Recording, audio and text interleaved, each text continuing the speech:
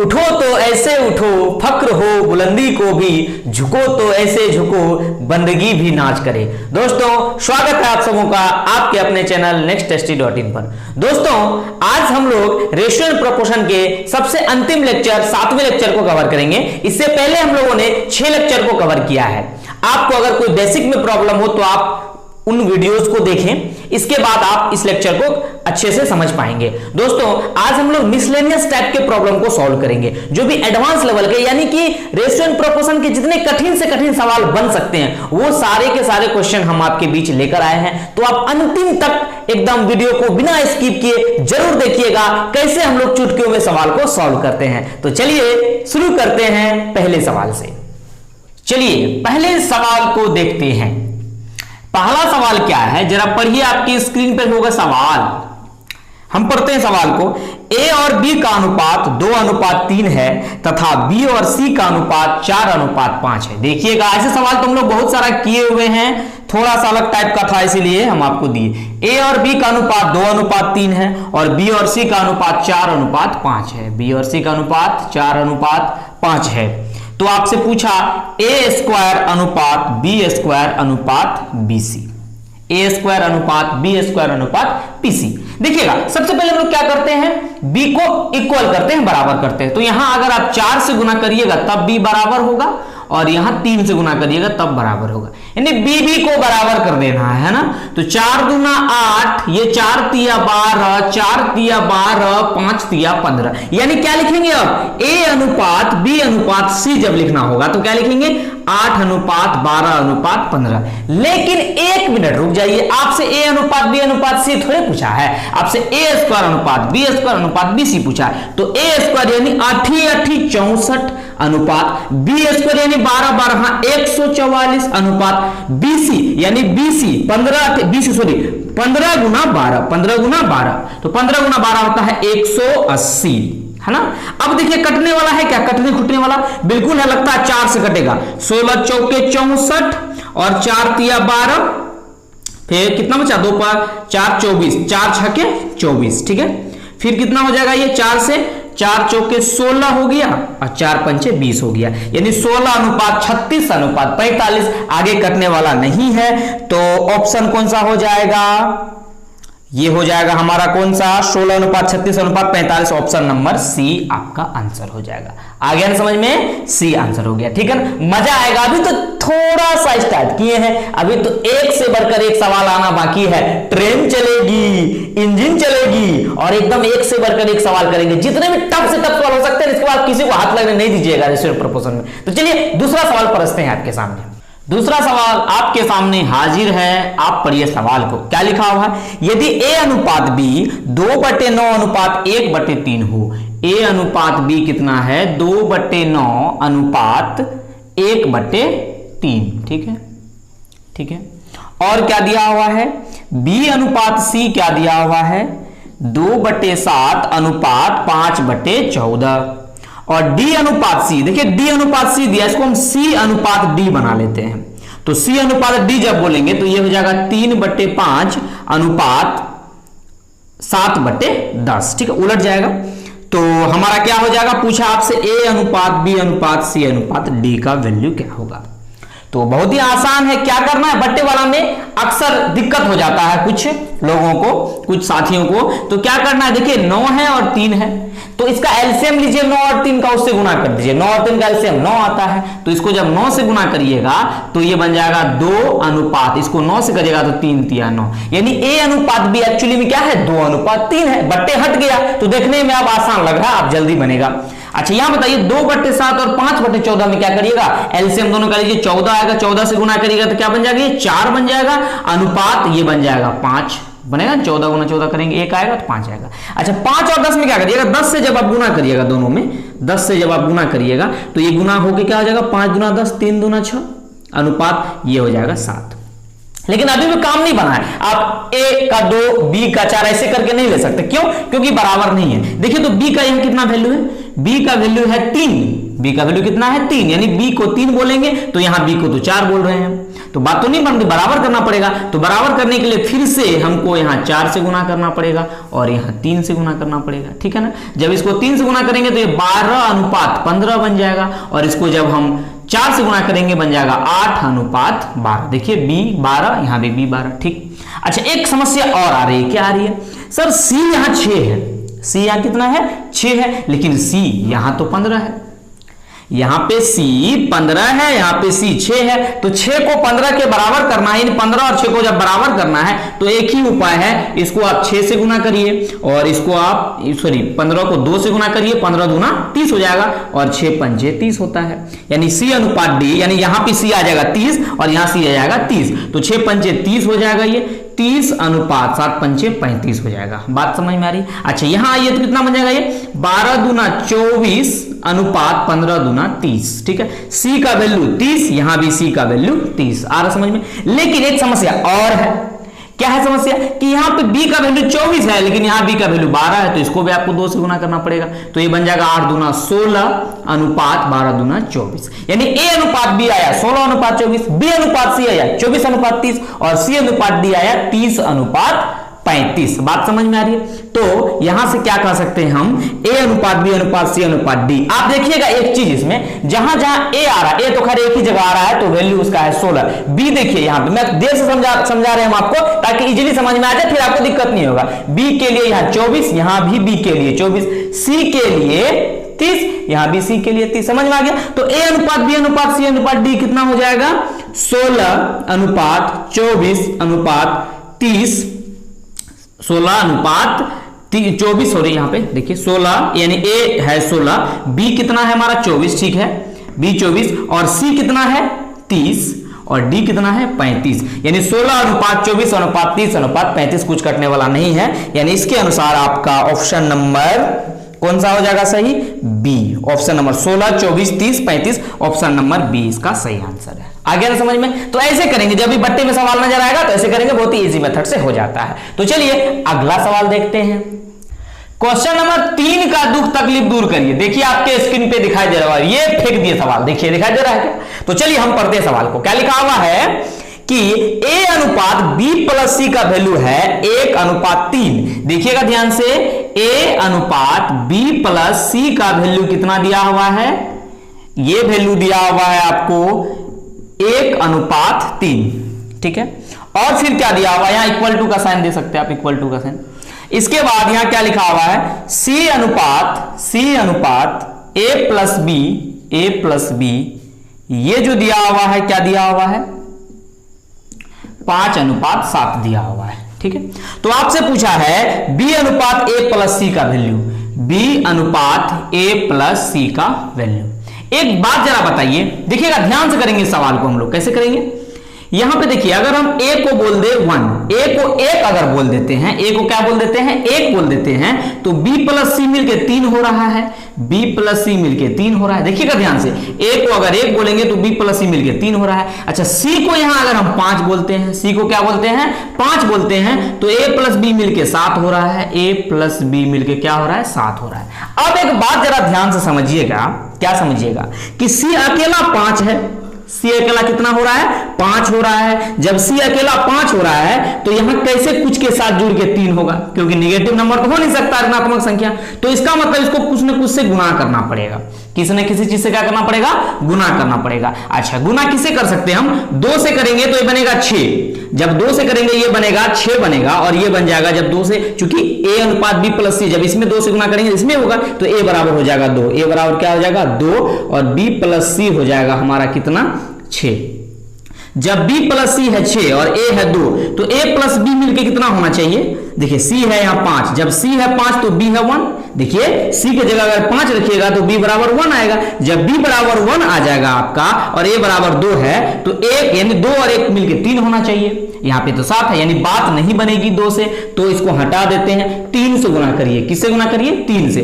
3 से गुना करिएगा तो A बराबर आ जाएगा 3, और ये B प्लस C बराबर आ जाएगा 9, 3 तिया 9। 3 3 से गुना किए तो 1 गुना 3 3 हो जाएगा और b प्लस सी 3 3 9 हो जाएगा। ठीक है, जब आप b प्लस सी बराबर 9 कर रहे हैं, क्यों कर रहे हैं ऐसा? क्योंकि a को हम 1 मान रहे हैं, b प्लस सी को 3 मान रहे हैं, तो बात नहीं बन रही थी इसीलिए ऐसा कर रहे हैं। बात समझ में आ रही है? तो b प्लस सी अगर 9 है और c का वैल्यू 5 है, ध्यान से समझिएगा, जब c का वैल्यू 5 है और b प्लस सी का वैल्यू 9 है, इसका मतलब ये हुआ कि b का वैल्यू 4 है। देखिए 4 और 5 मिलकर ही तो 9 होगा। जब b का वैल्यू 4 है और a का वैल्यू 3 है, तभी तो 4 और 3 मिलकर 7 हो रहा है। मेरी बात समझ रहे हैं?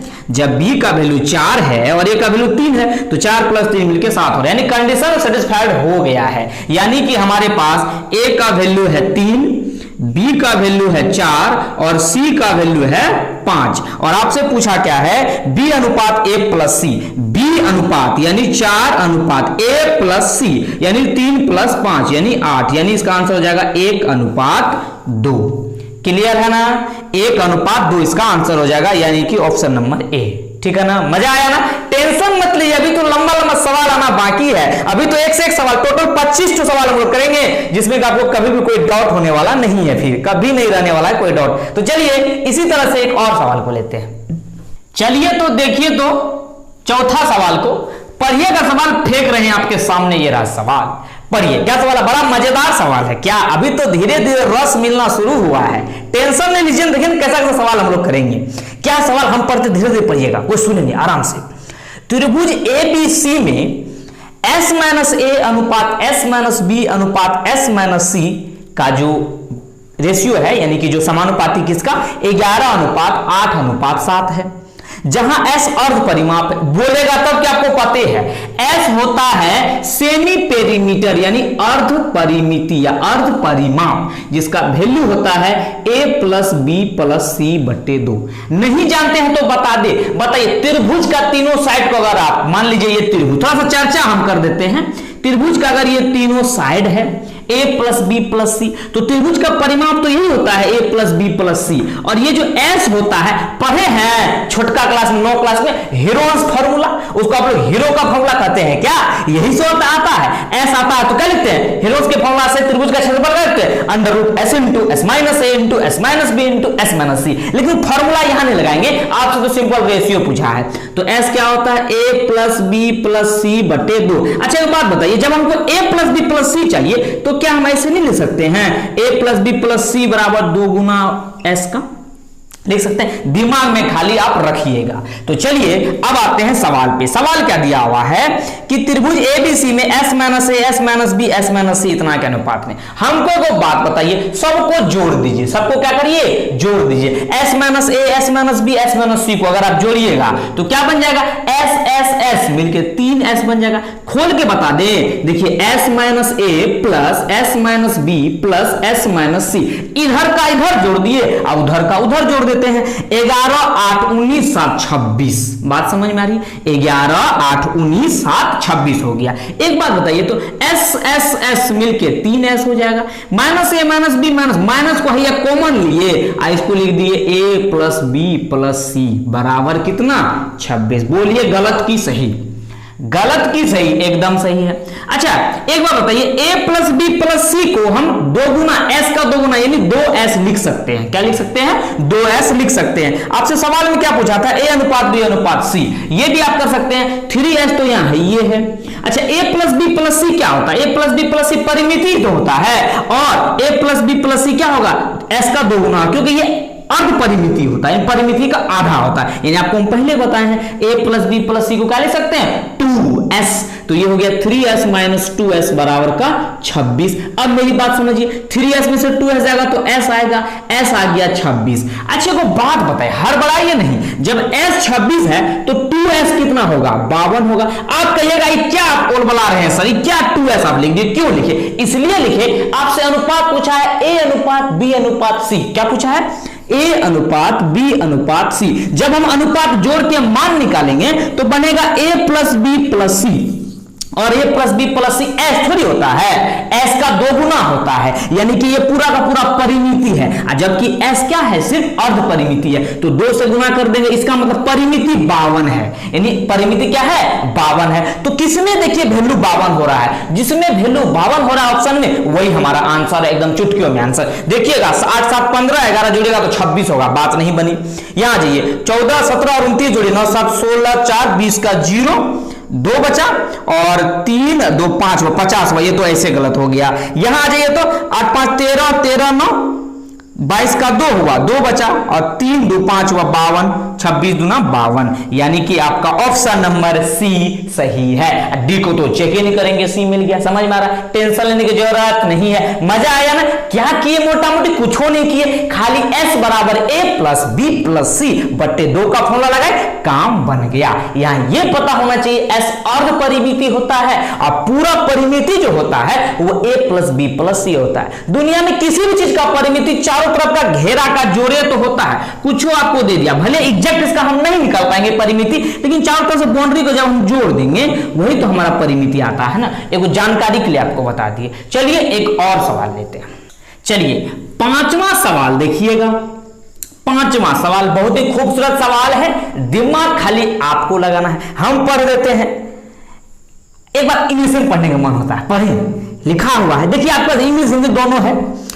If x minus y plus z ratio y minus z plus 2w is to 2x plus z minus w equals 2:3:5, then यानी तब 3x plus 3z minus 2w अनुपात w का वैल्यू आपसे पूछा है, तो कौन बड़का ये जुलूम कर दिया। गिवन यहां क्या गिवन है, x minus y plus z is to y minus z plus 2w is to 2x plus z minus w equals 2:3:5, ये गिवन है। अरे ये क्या बोलने लगे, जे क्या हो रहा है, इंग्लिश में बात कर रहे हैं खाली क्या, नहीं। चलिए आप हिंदी में बताते क्या हो गया, मिस्टेक चेंज हो गया। x minus Y plus Z is to यानी अनुपात y minus Z plus 2w is to 2x minus Z minus w बराबर आपको दिया हुआ है 2:3:5, यानी 2:3:5। हमको एक बात बताइए, ये सवाल करना बहुत डिफिकल्ट हो जाता अगर एक चीज नहीं रहता।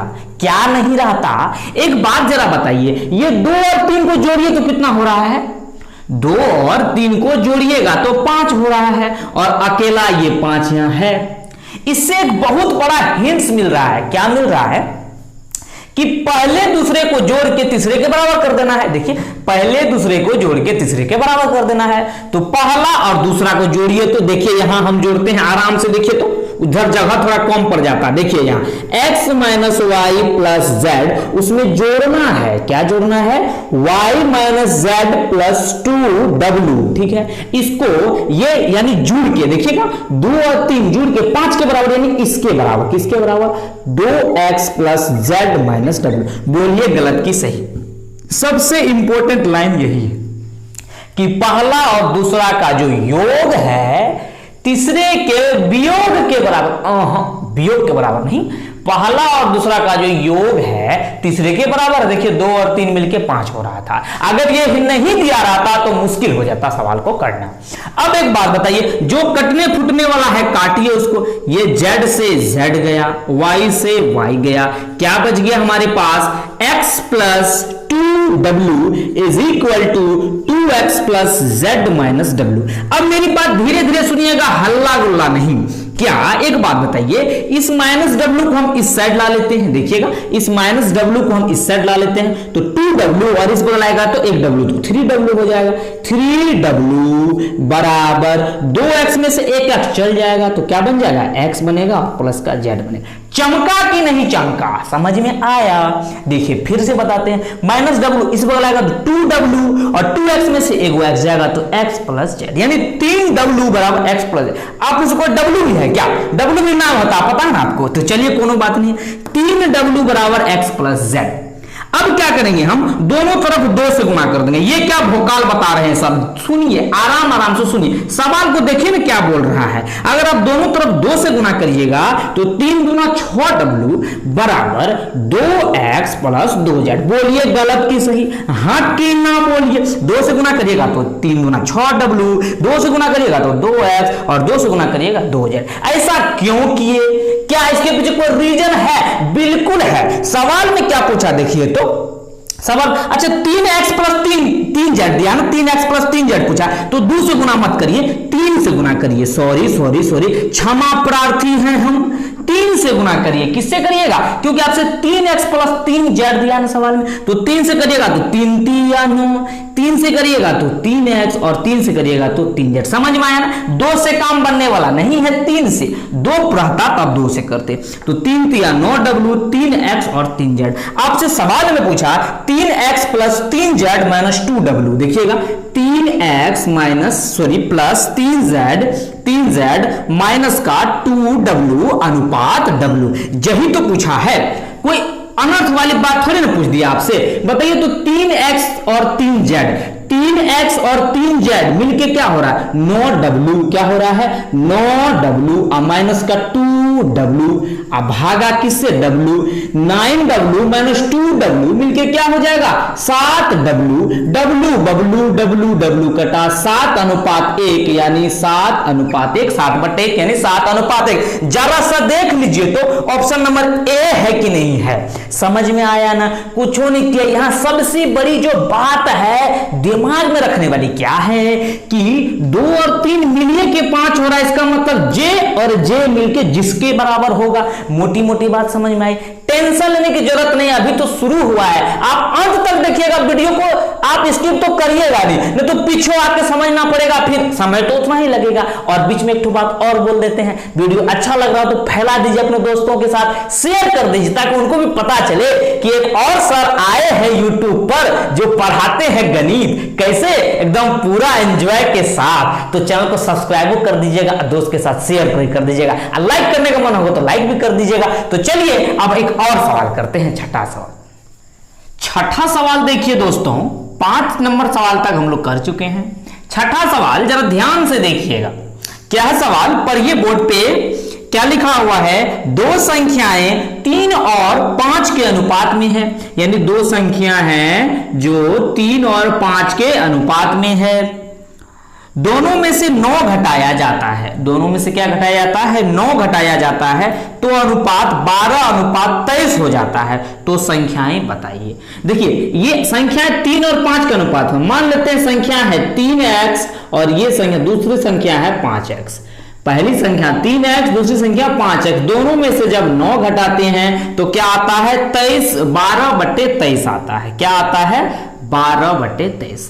एक बात बताइए, एक तो क्रॉस गुना करके आप x का वैल्यू आ जाएगा, जब x का वैल्यू आ जाएगा तो वही हमारा हो जाएगा 3x और 5x आंसर। ये तो बेसिक नियम ही हुआ, आप कर सकते हैं। बात समझ में आ रही, लेकिन हम आपको इससे नहीं बताने वाले हैं, शॉर्टकट बताने वाले हैं। ऐसे सवाल को आप जनरली ऑप्शन से कर लिया करिए। कैसे, आपके ऑप्शन देखिए, ऑप्शन हम ये लिख रहे हैं 36 और 60 दिया हुआ है, बी में दिया हुआ 33 और 55, ठीक है, 33 और 55, सी में दिया हुआ है 30 और 50 और डी में दिया हुआ है 24 और 40। एक बात बताइए, किस संख्या में से आप दोनों में से 9 घटाइए और आंसर 12:23 यानी 12/23 बनता हो। इसमें से 9 घटाइएगा, 36 में से 9 घटाइएगा कितना बनेगा, 27, और 27 ये हो गया अगर, और इसमें 9 घटाइएगा तो 51, है ना। तो 17 तिया 51 हो गया और ये 9 तिया 27 हो गया, 9:17। बात तो नहीं बन रही। यहां आइए, इसमें अगर आप 9 घटाइएगा तो 24 अनुपात यानी 24 बनेगा एक नंबर, और दूसरा इसमें से 9 घटाइएगा क्या बनेगा, 46 बनेगा। इसमें से 9 घटाइएगा, 55 में से 9 घटाइएगा तो 46, और 33 में से 9 घटाइएगा तो 24। 24 और 46 का अनुपात क्या होगा, 24 और 46 का जब अनुपात लेंगे तो 12 दूना 24 और 23 दूना 46। देखिए चोर बन के बैठा हुआ है बी नंबर ऑप्शन। इससे करते थोड़ा सा लेंथी प्रोसेस होता है, इसलिए आप ऐसे सवालों को ऑप्शन से उड़ा दिया करिए, ठीक है ना। चलिए एक तो और सवाल देखते हैं हम लोग। अगला सवाल देखें क्या, दोस्तों क्या है सवाल, x बट्टे वाई प्लस वाई बट्टे एक्स और दूसरा है रूट के अंदर X square plus Y square, इसका तृतीयानुपाती आपसे पूछा है। तो ये एक्स वाई जेड भोकाल देखने में लग रहा है तो डरने उड़ने की कोई जरूरत है ही नहीं। तृतीयानुपाती क्या होता है, तृतीयानुपाती यही तो होता है, अगर इसको हम ए बोल दें, इसको अगर बी बोल दे तो तृतीयानुपाती क्या होता है, यानी थर्ड प्रोपोर्शनल क्या होता है, बी स्क्वायर बटे ए ही तो होता है। तो टेंशन आप काहे लेते हैं, आराम से सवाल को उड़ाइए। तो बी स्क्वायर बटे ए, बी स्क्वायर यानी रूट के अंदर लिखा हुआ X square plus Y square, जैसे स्क्वायर करेंगे तो रूट तो भाग जाएगा, खाली बन जाएगा X square plus Y square और डिवाइड में ए। अच्छा ए को जरा ध्यान से देखिएगा, ए को क्या है, ये x बट्टे वाई प्लस वाई बट्टे एक्स, इन दोनों का एलसीएम लीजिएगा तो क्या बनेगा, यहां कोना में देख लीजिए तो वाई एक्स या एक्स वाई बोल दीजिए, और जब y से y में भागा दीजिएगा तो y कट जाएगा, बचेगा x, x गुना x, यानी यहां बनेगा एक्स स्क्वायर, यहां बनेगा वाई स्क्वायर। हम उतना मोटा मोटी बात आपको बता दिए। तो X square plus Y square divided by X Y, तो ये बन जाएगा X square plus Y square divided by X Y, उछल के ऊपर जे से जे गया, क्या बना एक्स वाई, यानी आपका आंसर कौन सा हो गया, एक्स वाई। कौन सा ऑप्शन में है, देखिए ऑप्शन नंबर ए आपका सही है। टेंशन लेने की जरूरत नहीं, जब भी एक्स वाई भोकाल नजर आता है तो समझिए ये कुछ नहीं है, आसान सवाल है। एक तो और सवाल लगे हाथ इसी तरह का देखिए लीजिए, 8वां सवाल है, देख लीजिए कोना में आ रहा होगा सवाल, क्या लिखा हुआ है, X square minus Y square, देखिएगा ध्यान से, यहां लिख देते दिखाई दे रहा है X square minus Y, same तरह का था इसलिए उड़ा देते हैं, X square minus Y square, X plus Y और क्या दिया हुआ एक्स माइनस वाई, इसका आपसे चतुर्थानुपाती यानी फोर्थ प्रोपोर्शनल आपसे पूछा है। तो एक बात बताइए, फोर्थ प्रोपोर्शनल क्या होता है, आप जानते हैं फोर्थ प्रोपोर्शनल अगर ए बी सी 3 नंबर है तो इसका फोर्थ प्रोपोर्शनल क्या होता है, यही तो होता है B C by A, B C by A. तो x plus Y into X minus Y, मेरी बात समझ रहे हैं, ये इंटू ये यानी j into J divided by A यानी j। तो X square minus Y square बचपन से हम पढ़ते आ रहे हैं, X plus Y into X minus Y, ये तो होता है। मेरी बात समझिए, बीसी बट्टे ए, तो ए को तो हम X square minus Y square लिखा होगा, उसको दूसरे फॉर्मेट में लिख दिए X plus Y into X minus Y, जिससे जे गया, जिससे जे गया, तो कट कुट का आंसर 0 आ जाएगा। एक बच्चा कर देता हूं, कंफ्यूजन बहुत हो गए हम, ऐसे नहीं करना है, मार्कर जरा चल गया मेरा, इसका आंसर हो जाएगा 1। क्या आ जाएगा इसका आंसर 1। इस सवाल को देखिए, X square minus Y square, x plus Y और एक नंबर है x माइनस वाई, इसका आपसे फोर्थ प्रोपोर्शनल यानी चतुर्थानुपाती पूछा है आपसे। तो क्या होता है, ए बी सी अगर नंबर होता है ए बी सी तो क्या होता है, बी सी बाय ए ही तो होता है fourth proportional, B C by A. तो बी सी बाय ए यानी x plus Y into X minus Y, आप भागा देना है X square minus Y square से। अच्छा X square minus Y square क्या होता है, अच्छा एक बात जहां तो इसको चेंज कर दिए, इसको चेंज कर दिए, X plus Y X minus Y कुछ नहीं है, A plus B, A minus B का फॉर्मूला क्या होता है, A square minus B square.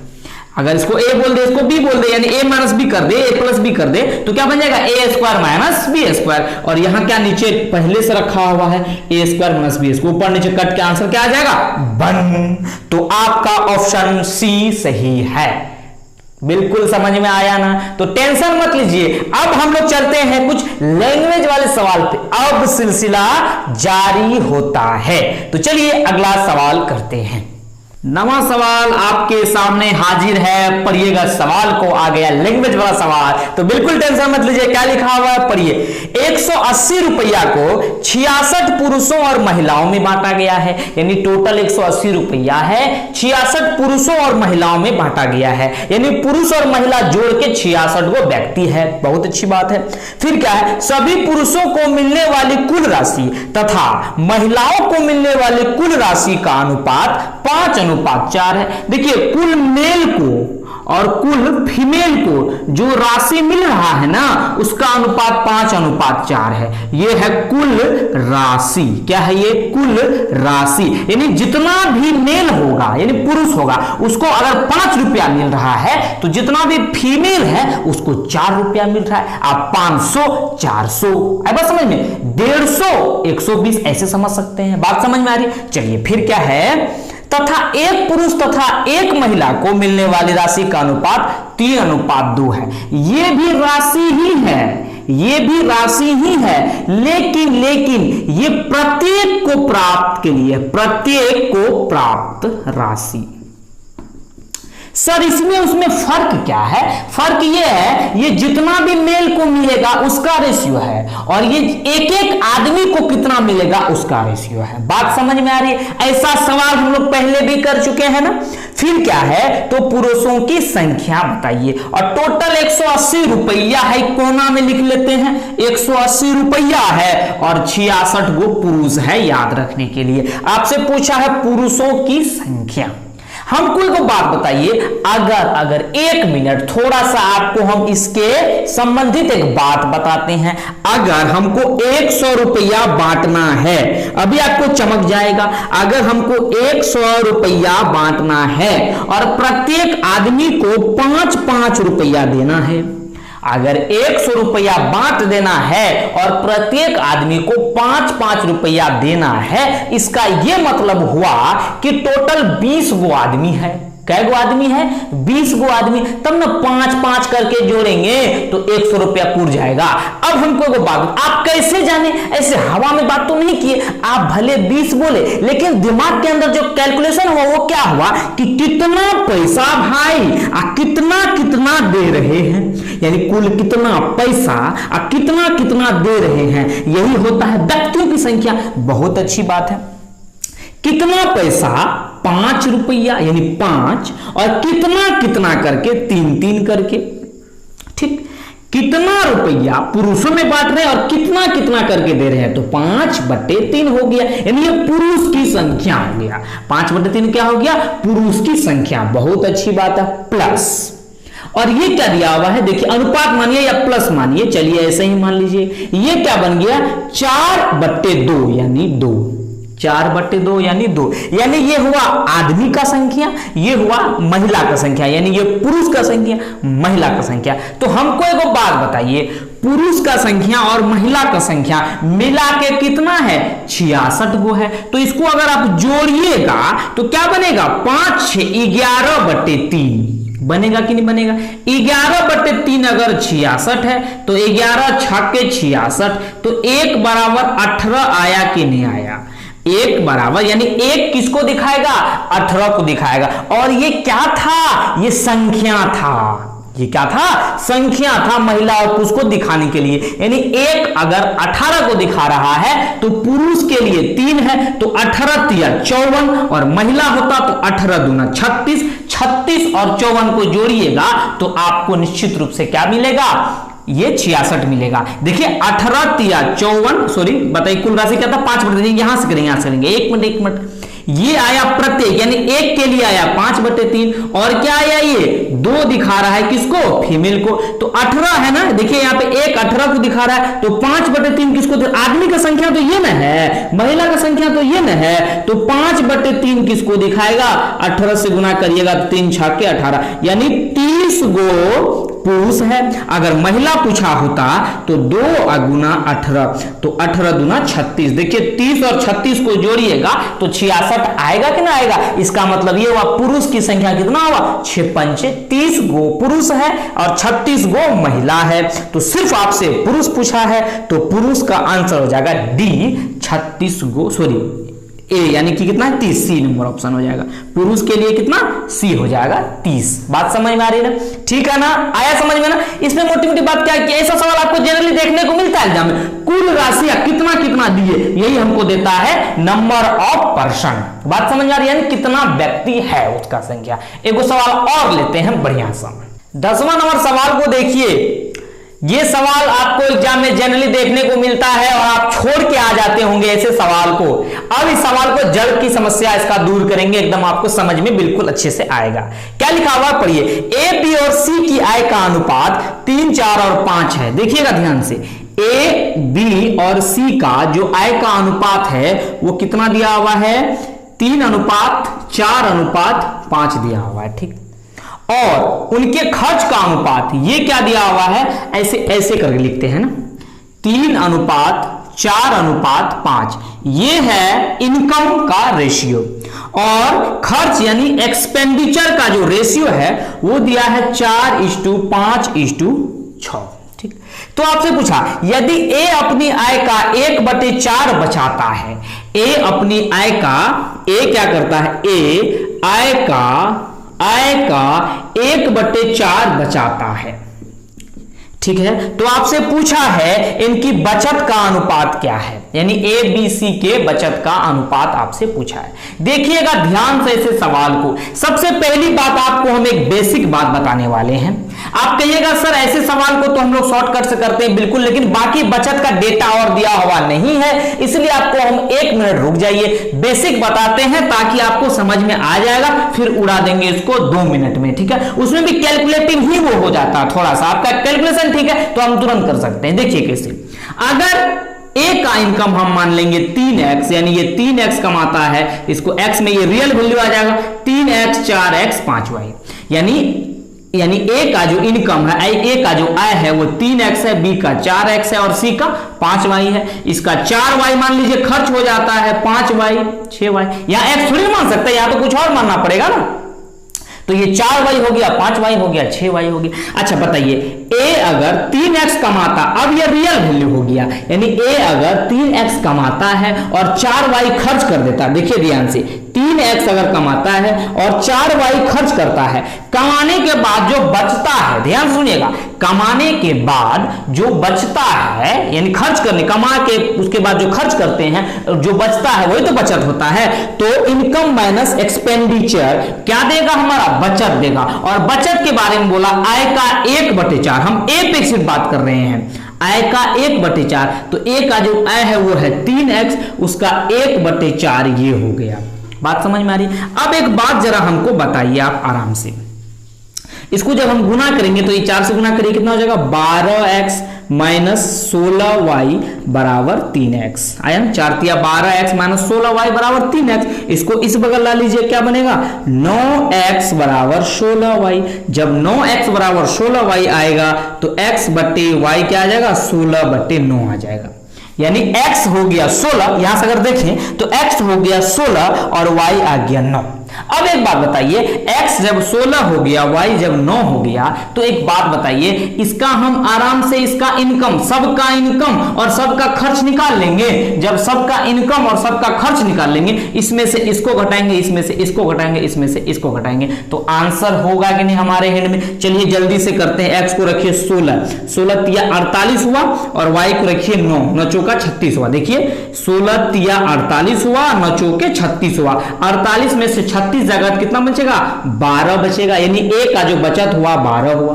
अनुपात यहां आइए, x को अगर 16 मानिएगा, 16 चौके 64 और 9 पंचे 45, तो 64 में से 45 घटाइए तो 9 हो गया, ये 19 हो गया, तो 12:19। ये बचत है, ये सेविंग है, ठीक है। अच्छा x को मानिए 16, या 16 पंचे 80, उसमें से घटाना है 9 के 54, तो कितना हो गया, 6 और 2 26, यानी 12:19:26 इसका क्या हो जाएगा, आंसर हो जाएगा। तो कौन सा ऑप्शन सही है, जरा देखिए, 12:19:26 ऑप्शन नंबर ए हमारा क्या है, सही है। अब एक बात बताइए, आपको बोला कि ए अपनी इनकम का 1/4 बचाता है, तो 1/4 बचाता है, यानी 3 का 1/4 कितना बनेगा, 3/4। देखिएगा यहाँ कोना में हम आपको बताते हैं, देखिएगा ध्यान से, ठीक है। ए अपनी इनकम का 1/4 बचाता है, यानी 3 का 1/4 होता है कितना, 3/4 होगा ना, 3/4 बचाता है, ठीक है, 3/4 बचाता है।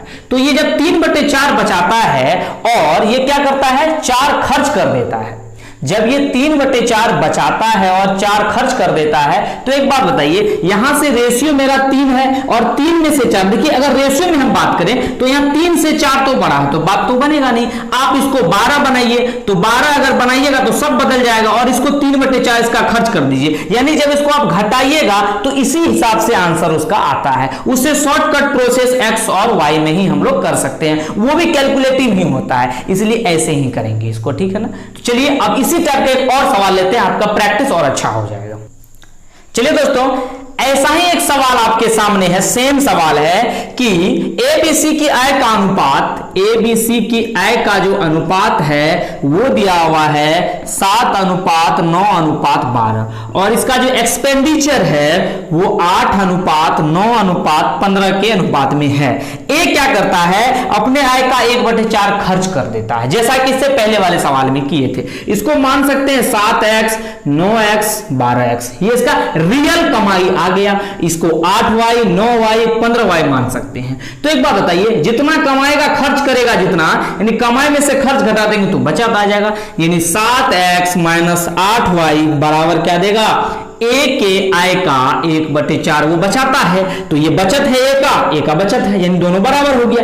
जब आप इसको 4 से गुना करिएगा तो क्या बन जाएगा, ये देखिए 7 चौके 28x - 8 चौके 32y बराबर 7x। तो 28 में से 7x घटाइएगा तो आ जाएगा 21x बराबर आ जाएगा 32y। तो x बटे y क्या आ जाएगा, 32/21। देखिएगा ध्यान से, x बटे y क्या आ गया, 32/21 आ गया। यानी x को आप 32 मान सकते हैं और y को 21 मान सकते हैं। जब आप x को 32 मानिएगा तो 32 7 7 दूना 14 के 4, 1 बचा, 7 21 22, 224 हुआ। फिर अगर आप इसको x से गुना करिएगा यानी 9 से, तो 9 दूना 18 का 8, 1 बचा, 9 तिया 27, 1 28 हुआ, है ना।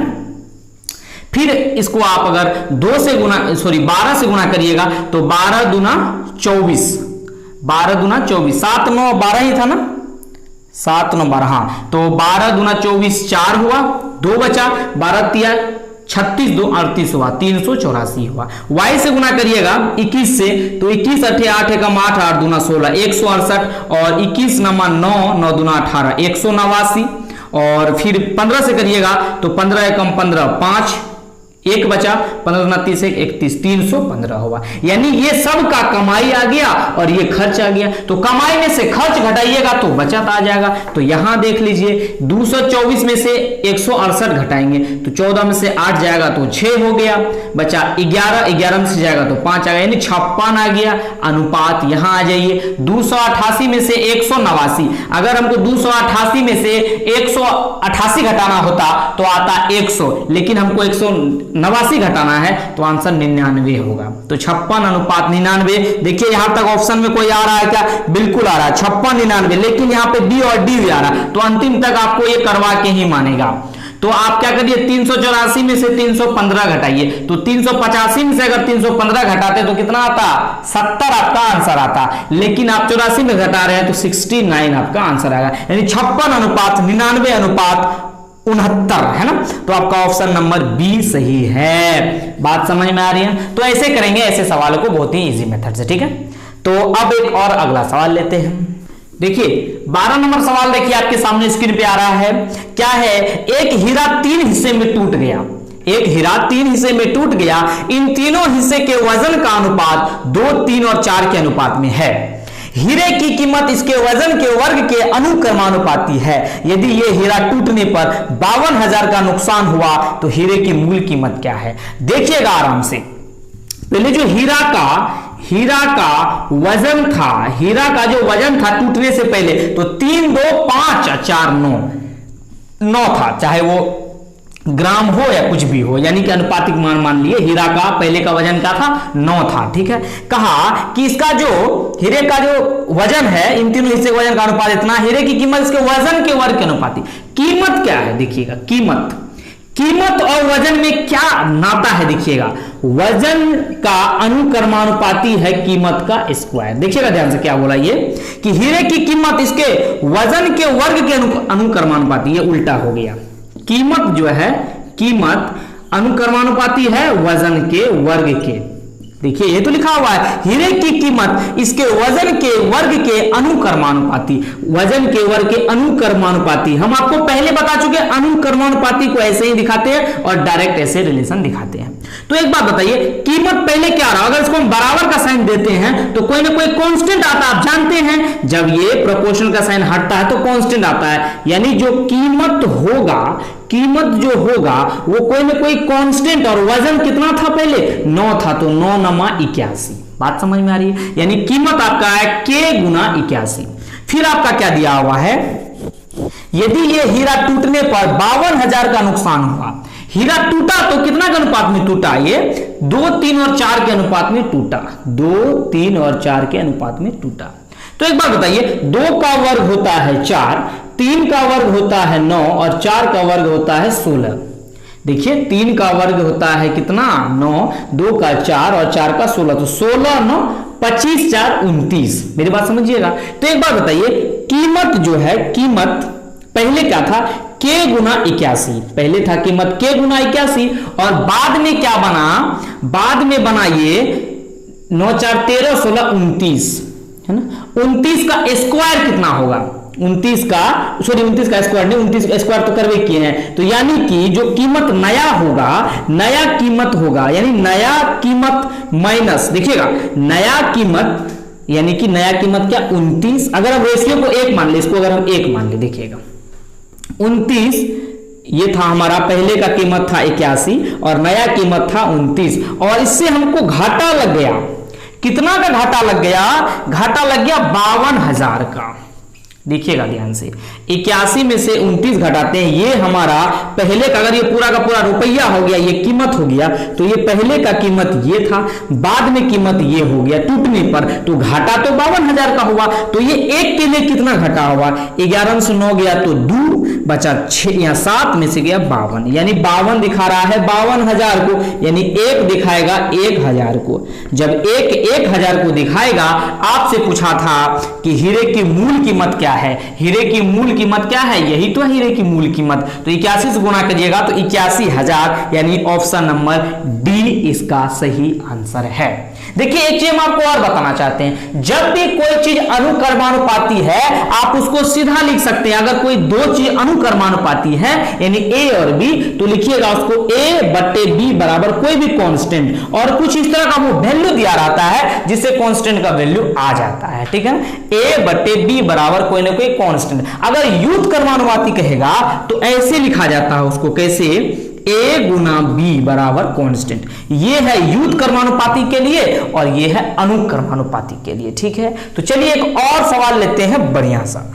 चलिए दोस्तों एक बहुत ही अच्छा सवाल आपके सामने ये रहा, पढ़िए क्या लिखा हुआ है। ABC 3 आदमी अपनी आय का 75% 70% और 80% खर्च कर देता है। देखिएगा A, B और C अपनी आय का कितना प्रतिशत खर्च कर देता है, एक्सपेंस कर देता है। ये कितना खर्च कर देता है, 75%, 70%, ये 75% है, 70% है और 80% है, ठीक।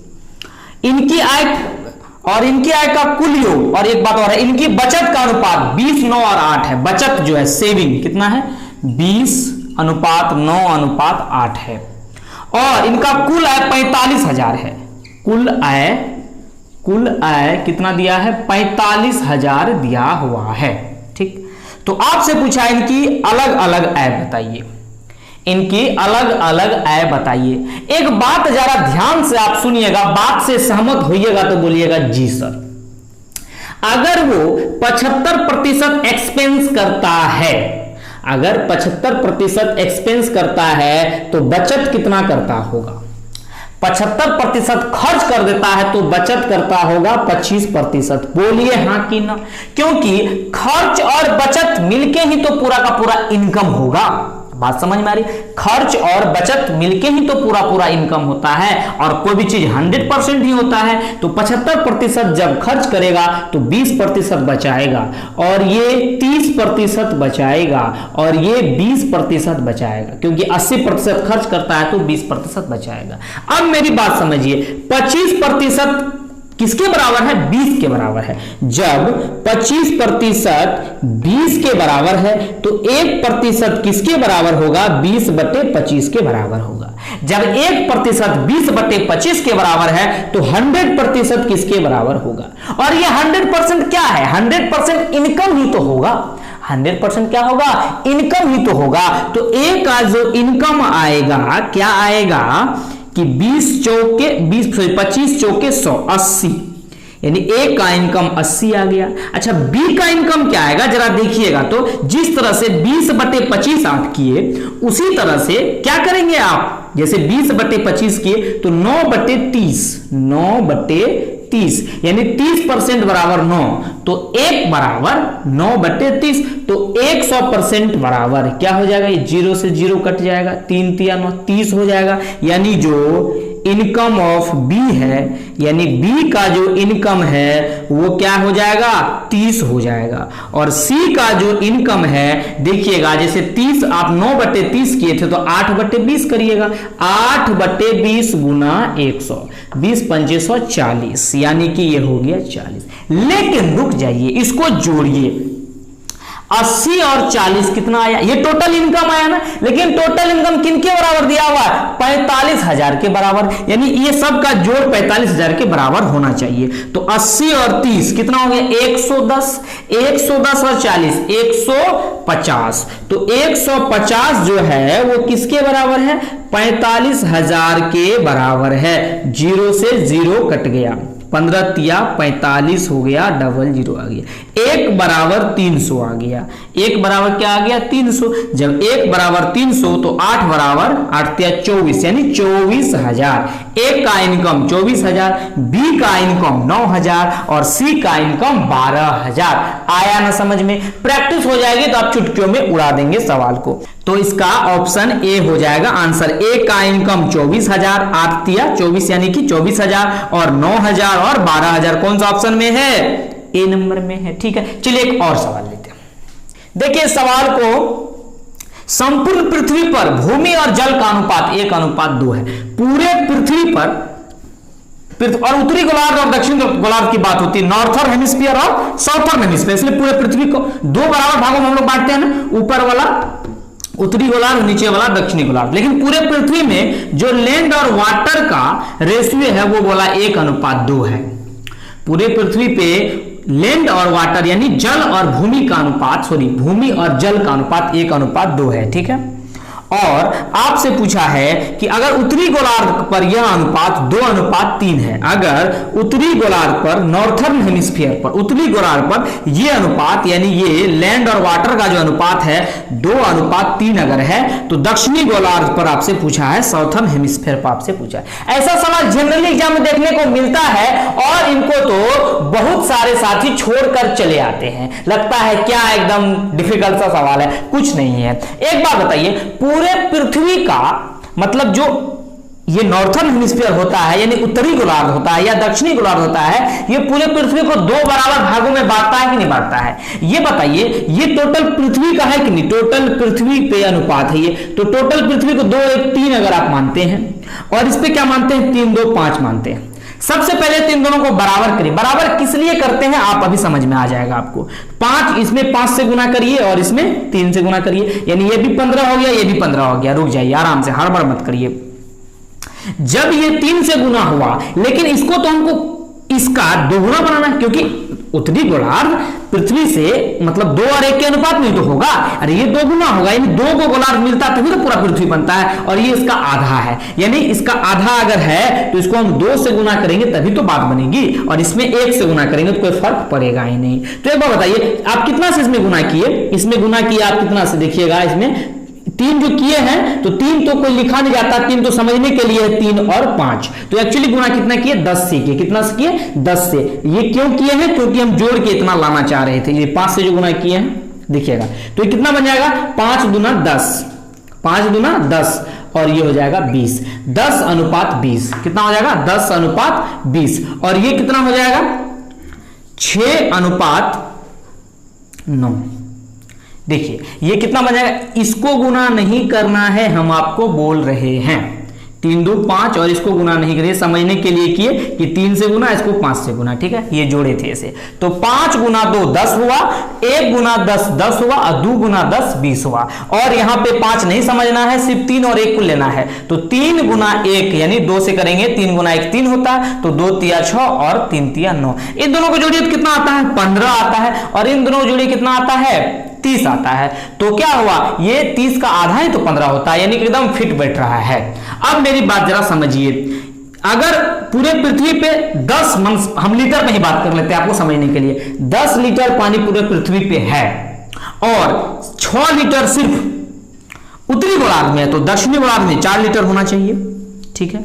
और अगर पूरे पृथ्वी पे 20 किलोमीटर स्क्वायर में सपोज भूमि है, 20 किलोमीटर स्क्वायर में जल है, अगर ये ये भूमि था और ये जल था, तो 20 लीटर अगर जल है और सिर्फ उत्तरी गोलार्ध में अगर 9 लीटर जल है, तो 11 लीटर पानी दक्षिणी गोलार्ध में होना चाहिए कि नहीं होना चाहिए। तो 4 और 11 का अनुपात होगा।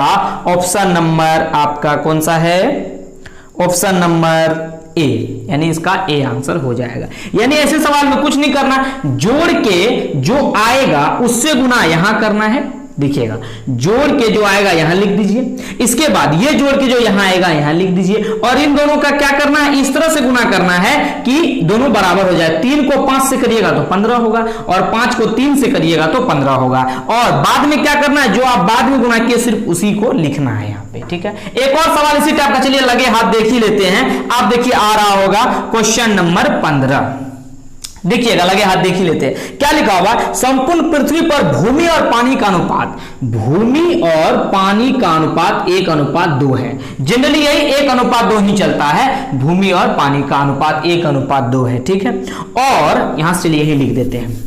और क्या दिया हुआ है? ये जो है उत्तरी गोलार्ध में 3 और 4 का अनुपात है, उत्तरी गोलार्ध में 3 और 4 का अनुपात है। तो आपसे दक्षिणी गोलार्ध में पूछा है, तो क्या करेंगे? 3 और 4 होता है 7, 1 और 2 होता है 3, तो 3 और 7 का एलसीएम होता है 21। इसको आप 3 से गुना करिएगा, इसको मिटा दीजिए, दिक्कत हो जाएगा नहीं तो, क्योंकि इसको लेना ही नहीं है। और इसको 7 से गुना करिएगा, इसको 3 से गुना करिएगा, इसको 7 से गुना करिएगा, तो बात बन जाएगी। लेकिन इसको तो डबल बनाना है, तो इसको 2 से गुना करिए, इसको 1 से गुना करिए। तो 3 गुना 1 3, 3 तिया 9, 4 तिया 12, इसको करिएगा 14:28। देखिए 7 दूना 14 दूना 28। देखिए 14 और 28 को जोड़िएगा, 14 8 कितना हो गया? 22 और 20 कितना होता? 44 और 12 9, देखिएगा कितना हो गया ये? 14 और 8 कितना होता? 22 20 42 और 12 9 21, 21 दूना 42, सही ना? इसका आधा ही हो गया।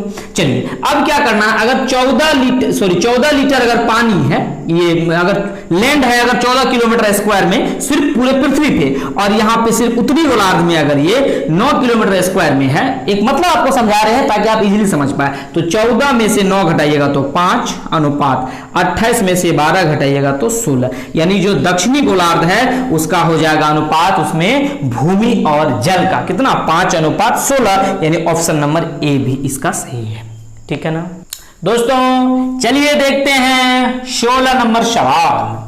सब सवाल टाइप अलग अलग टाइप का, इसलिए आप अगर इसको कर लीजिएगा तो कभी दिक्कत होने वाला नहीं है। एक कारखाने में, देखिए पढ़िए, एक कारखाने में मजदूरों की संख्या 9 और 8 के अनुपात में है। मजदूर का जो संख्या है वो 9 और 8 के अनुपात में है, मजदूरों की संख्या, ठीक। और उसकी जो मजदूरी है यानी तनख्वाह, वो 14:15 में है, ठीक। मतलब सॉरी, ये लिखा हुआ है कारखाने में मजदूरों की संख्या 9:8 में कम कर दी गई, यानी पहले 9 था बाद में 8 कर दी गई। मजदूरी पहले 14 था बढ़ाकर 15 कर दी गई, ठीक है। तो आपसे पूछा कि इससे प्रतिदिन कुल तनख्वाह 6000 रुपया कम हो गई, तो अभी प्रतिदिन की तनख्वाह क्या है? एक बात बताइए, पहले कितना तनख्वाह उसको लगता था? 14 गुना 9 यानी 126। पहले अगर 9 गो मजदूर था और 14 रुपया प्रतिदिन उसको पड़ता था, तो 14 गुना 9 कितना हो गया? 126 माइनस 15 8 120, बाद में लग रहा है अभी 120, तो 6 रुपया का कमी है। और ये 6 रुपया का कमी यानी अनुपातिक वैल्यू 6 किसके बराबर है? 6000 के बराबर है। ये बोला ना कुल तनख्वाह में 6000 की कमी आ गई, तो प्रतिदिन की तनख्वाह, एक बात बताइए, 6 बराबर 6000 तो 1 बराबर 1000। जब 1 बराबर 1000 तो पहले कितना लगता था? बोला कि अभी की पूछ रहा है ना, तो प्रतिदिन की तनख्वाह क्या कम, तो अभी प्रतिदिन की तनख्वाह क्या है? तो प्रतिदिन की तनख्वाह यानी 8 15 8 120 आया, 120 गुना 1000 यानी 120 पे 3 गो 0 यानी 1,20,000 इसका आंसर है ऑप्शन नंबर डी। आ गया ना? मजा आया समझ में? 1,20,000 है ना? यहां देखिए 1,20,000 ऑप्शन नंबर ए भी है और 1,20,000 ऑप्शन नंबर डी भी है। तो ये गलती से है, प्रिंटिंग मिस्टेक है, इसको आप डी या ए कुछ भी कर सकते हैं, ठीक है ना। तो चलिए 17 नंबर सवाल को देखिए जरा, बोर्ड पे आपके सामने लिखा हुआ है कि 500 रुपया को एबीसी में इस प्रकार बांटा गया कि ए के हिस्से के 2/5 से, ए का जो हिस्सा है उसका 2/5 से 16 रुपया अधिक और बी के हिस्से के 3/4 से 70 रुपया कम, 70 रुपया कम यानी माइनस, है ना। फिर बराबर सी के हिस्से के 3/5 से 4 रुपया कम, ठीक है, सब आपस में बराबर है। तो एबीसी का शेयर क्या है, एक बात जरा बताइए, यहां से अगर आप क्या किए, एबीसी को जोड़ के एबीसी बराबर यानी टोटल जो रुपया दिया हुआ है वो 500 दिया हुआ है, तो यहां से आप एबीसी का वैल्यू आराम से निकाल सकते हैं, लेकिन थोड़ा सा टाइम लगेगा। उससे अच्छा आप ऑप्शन से चेक कर लीजिएगा तो बहुत ही इजीली कर सकिएगा। कैसे, एक बार बताइए, 160 ऑप्शन नंबर ए में जो दिया हुआ है, देखिए ध्यान से, 160, 200 और 140 दिया हुआ है। तो ये ए का हिस्सा, ये बी का हिस्सा, ये सी का हिस्सा, और सबको जोड़िएगा तो 500 तो सब ऑप्शन में आ रहा है, तो कटने वाला उस हिसाब से कोई है नहीं। तो इसका 2/5 अगर करिएगा, 160 का 2/5 करिएगा, 5 तिया 15, 5 दूना 10, 32 दूना 64, ये 64 आया, 64 में 16 जोड़िएगा तो कितना आएगा, 80, ठीक है, ये 80 आ गया। और 200 का यानी बी के हिस्से का 3/4 माइनस 70 करिएगा तो आ जाएगा ये कितना, 50, 150 माइनस 70 यानी बात तो बनानी 80, चलिए यहां भी है 80, ठीक आ गया। देखिए 5 के बीच 200, ये 150 माइनस 70 कितना आ गया, 80 आ गया। और 140 का 3/5 कटिए, इसको कितना बार कटेगा, 5 दूना 10, 5 8 40 और 28 से कितना हो गया, 24 के 4 2 3 6 2 8 84 माइनस 4 80, बन गई बात। अरे 80 ये भी, 80 ये भी, 80 ये भी, यानी इसका ऑप्शन नंबर ए सही आंसर होगा, ठीक है ना। चलिए एक सवाल, बहुत खूबसूरत सा सवाल, दिमाग से पढ़िएगा और सवाल आपको बड़ा ही अटपटा लगेगा, आप कभी देखे नहीं होंगे, लेकिन आपको यहां सॉल्व करके हम बताते हैं। क्या है सवाल, पढ़िए। एक विद्युत ट्रेन 40 किलोमीटर प्रति घंटे की गति से जा रही है तथा उसकी विद्युतीय शक्ति घर्षण बल से 3 गुना है। जब उसकी विद्युतीय शक्ति 2 गुना किया जाता है तब किसी कारणवश उसका घर्षण बल पहले से 1.5 गुना हो जाता है। अब उसकी गति क्या है। बड़ा अटपटा सा सवाल है, इसमें आपको एक ही चीज याद रखना है। फिजिक्स में एक फॉर्मूला होता है, टेंशन आपको नहीं लेना, एक ही बात याद रखना है, बाकी डिटेल में नहीं समझना है, सिर्फ एक बात याद रखना है, सवाल बन जाएगा। एक फॉर्मूला होता है कि पावर जो होता है शक्ति को पी से बताते हैं। पावर जो होता है वो बल और गति का गुणनफल होता है। एक एक बात याद रखिएगा, सवाल बन जाएगा। क्या कि जो पावर होता है बल और गति का समानुपाती होता है। इसी समानुपाती को हटाने के लिए हम लोग बराबर का साइन देते हैं और इसके बदले कांस्टेंट देते हैं। चलिए, P बराबर एफ भी बोला जाता है और P बराबर के एफ भी बोला जाता है। जब कांस्टेंट का वैल्यू 1 हो जाता है तो डायरेक्ट एफ भी हो जाता है। ये है बल, लिख देते हैं बल है, और ये है क्या, गति, और ये है क्या, शक्ति, है ना, शक्ति। तो शक्ति क्या है, बल गुना गति। अच्छा, बोला कि एक विद्युत ट्रेन 40 किलोमीटर प्रति घंटे की गति से जा रही है। विद्युत ट्रेन 40 किलोमीटर, एक बात बताइए, यहां से एक चीज लिख सकते हैं क्या कि जो शक्ति होगा, देखिएगा ध्यान से, कि जो शक्ति होगा, शक्ति बराबर बल गुना गति होगा, बटे में बल गुना गति होगा। देखिएगा, शक्ति जो होगा बल गुना बटे में बल गुना गति के बराबर होगा। ये क्या है, कांस्टेंट है, के बराबर है। ये लिख सकते हैं या ऐसे, या हम ऐसे भी करके अगला सब बात लिख सकते हैं। क्या दिया हुआ, फिर क्या दिया हुआ कि एक विद्युत ट्रेन 40 किलोमीटर प्रति घंटे की गति से जा रही है। गति दिया हुआ है आपको 40 किलोमीटर प्रति घंटा, ठीक है, गति से जा रही है, तथा उसकी विद्युतीय शक्ति घर्षण बल से 3 गुना है। विद्युतीय शक्ति घर्षण बल, अगर घर्षण बल को हम 1 मान ले तो विद्युतीय शक्ति इसका 3 गुना, यानी 3 होगा। बोलिए गलत की सही। अगर बल को हम 1 मान ले तो जो शक्ति होगा उसका 3 गुना है, सवाल में बोला होगा, और गति को 40 बोला होगा, ठीक है। फिर क्या है कि जब उसकी विद्युतीय शक्ति को 2 गुना किया जाता है, यानी इसका 2 गुना, 3 का 2 गुना 6, ठीक है, तो फिर क्या होता है, तब किसी कारणवश उसका घर्षण बल पहले से 1.5 गुना हो जाता है। पहले से 1.5 गुना, यानी एक था उसका 1.5 गुना यानी 3/2। तो एक का 3/2, 3 तो यहां ले लेते हैं, 2/2 जो जाएगा उसको ऊपर भेज देते हैं, ठीक है। और आपसे पूछा है तब किसी कारण उसका कितना हो जाता है, तब उसकी गति क्या है, तो गति तो ये भी हो जाएगा। देखिए फॉर्मूला तो वही रहेगा ना, शक्ति बराबर बल गुना गति। यहां तो हमको पता था, यहां पे थोड़े ना गति पता है, तो काटिए इसको, 3 दूना 6, ठीक है। और यहां से क्या आ जाएगा, फिर तिरछा गुना करिएगा तो यहां से क्या आ जाएगा, 3 भी बराबर 40 गुना 4। तो इसीलिए भी बराबर 160/3।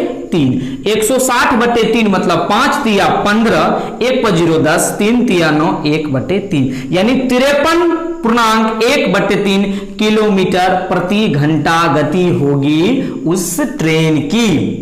बात समझ में आ रही है। यहां सिर्फ एक समझने वाली बात यह थी कि आपको हम इससे पहले भी बताए थे कि जब कोई चीज अनुक्रमानुपाती होता है, ये अनुक्रमानुपाती का ही रिलेशन है, तो वो चीज बटे वो चीज कर दीजिए। देखिए शक्ति बटे बल गुना गति को ही आगे बढ़ाए हैं, इसमें हमको सब चीज पता था। इसको अगर आप यहां रखिएगा तो यहां से भी एक चीज निकलेगा। देखिए अगर शक्ति को बोला ना वो 3 गुना है, बल का 3 गुना मान लेते हैं, कि हमको पता नहीं है, शक्ति 3 के मान लिया, यानी जो हमको नियत पता नहीं है, और बल है 1 क्योंकि 1 का 3 गुना, तब गति बोला था वो 40, यही बोला था गति। तो यहां से k का वैल्यू आ जाएगा 3/40। जब k का वैल्यू 3/40 आ जाएगा तो इस फॉर्मूला में फिर से हमको शक्ति को 2 गुना यानी 6 कर देना है, बल को इसका 3/2 कर देना है, तो गति आ जाएगा k का वैल्यू रखने पे। इसमें मोटी मोटी बात सिर्फ क्या थी, P बराबर KFV, यही फॉर्मूला था काम का, ठीक है ना। तो एक और सवाल लेते हैं दोस्तों, अंतिम सवाल, इसके बाद विदाई लेंगे हम लोग, और 4-5 सवाल हम लोग बचा हुआ है जो कि 20-30 मिनट का लेक्चर है, आपको नेक्स्ट वीडियो में कवर कर देंगे,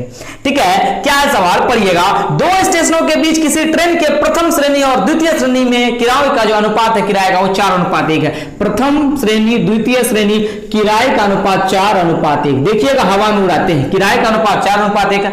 और जो व्यक्ति है, यात्री जो है, यात्री, उसमें जो अनुपात है प्रथम श्रेणी और द्वितीय श्रेणी में 1:4 40 का है, ठीक है। यानी कि द्वितीय श्रेणी में ज्यादा व्यक्ति, सही बात है, सबके पास ज्यादा पैसा थोड़ी है जो प्रथम श्रेणी से जाएगा, इसलिए देखते हैं प्रथम श्रेणी में कम जा रहा है, द्वितीय श्रेणी में ज्यादा जा रहा है, और प्रथम श्रेणी का जो भाड़ा है देखिए ज्यादा लग रहा है। तो एक बात बताइए, इससे कितना भाड़ा वसूली होगा, 4 गुना 1, 4 भाड़ा वसूली हुआ, और इससे यानी कि 4 अगर किराया है 4 रुपया, एक व्यक्ति जा रहा है तो 4 रुपया टोटल किराया हुआ, और इसका 40 गुना 1 40 हो गया, तो 4 + 40 कितना हो गया, 44, ठीक है।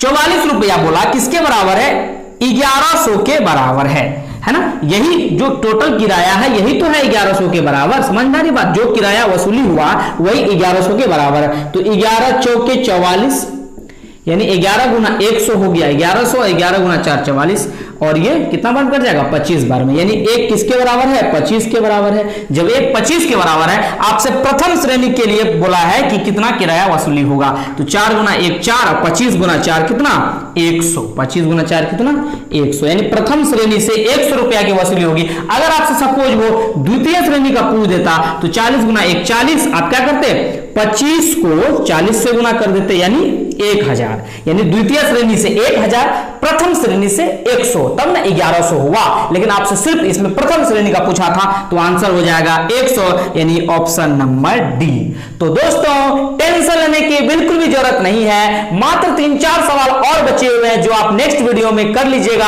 20 से 25 मिनट का लेक्चर होगा, इसके बाद आपको कभी भी रेशियो प्रोपोर्शन में तो कुछ भी टेंशन आने वाला नहीं। हाँ, लेकिन बाकी का चैप्टर अब हम लोग धीरे धीरे स्टार्ट करने वाले हैं, तो हमसे जुड़े रहिए और एक एक चैप्टर को, एक एक मैथमेटिक्स के पॉइंट को बढ़िया से पढ़िए, फिर आपको कहीं से पढ़ने की जरूरत नहीं होगी और ज्यादा टेंशन भी नहीं होगा, गणित बिल्कुल ही आसानी से समझ में आने लगेगा।